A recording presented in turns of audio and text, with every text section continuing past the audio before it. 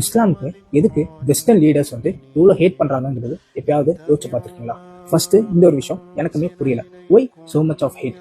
But இதை நம்ம டீப்பா யோசிச்சு பார்த்தா இட் வில் மேக் சென்ஸ். இந்த பெர்ஸ்பெக்டிவ்ல திங்க் பண்ணி பாருங்க. வெஸ்டர்ன் கண்ட்ரிஸ் எதை டிபெண்ட் பண்ணி இருக்குது? அவங்களோட எக்கனாமி எதை டிபெண்ட் பண்ணி இருக்குது?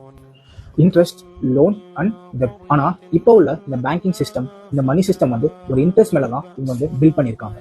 இது 1400 இயர்ஸ்க்கு முன்னாடியே இஸ்லாம் ப்ரொஹிபிட் பண்ண ஒரு விஷயம். ஹியூமன் ஹிஸ்டரியில பாத்தீங்கன்னா இன்ட்ரெஸ்ட்ங்கிறது ஒரு தனி மனிதன் கிட்ட தான் இருந்துச்சு. நாம ஒருத்தவங்க கிட்ட இன்ட்ரெஸ்ட் கொடுப்போம், இன்ட்ரெஸ்ட் வாங்குவோம். இந்த மாதிரி ஒரு சிஸ்டம் தான் ஹியூமன் ஹிஸ்டரியில இருந்துச்சு. பேங்க் ஆஃப் இங்கிலாந்துன்னு சொல்லி 400 இயர்ஸ்க்கு முன்னாடி ஒரு பேங்க் ஓபன் பண்ணாங்க.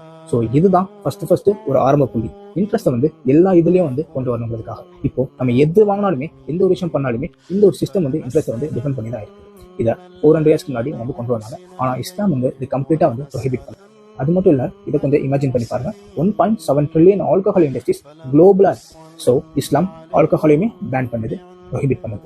ஆல்கஹால் மட்டும் இல்ல, எந்த ஒரு சப்ஸ்டன்ஸ் நம்மளோட மைண்டை கண்ட்ரோல் பண்ணுதோ, நம்மளோட மைண்டை நம்ம கண்ட்ரோல்ல இல்லாம இருக்க விடுதோ, அந்த ஒரு விஷயத்த எல்லாத்தையும் இஸ்லாம் ப்ரொஹிபிட் பண்ணுது. ஸோ நேச்சுரலி இஸ்லாம் எவ்வளவு பெரிய இண்டஸ்ட்ரீஸ் எல்லாமே அஃபெக்ட் ஆகும்.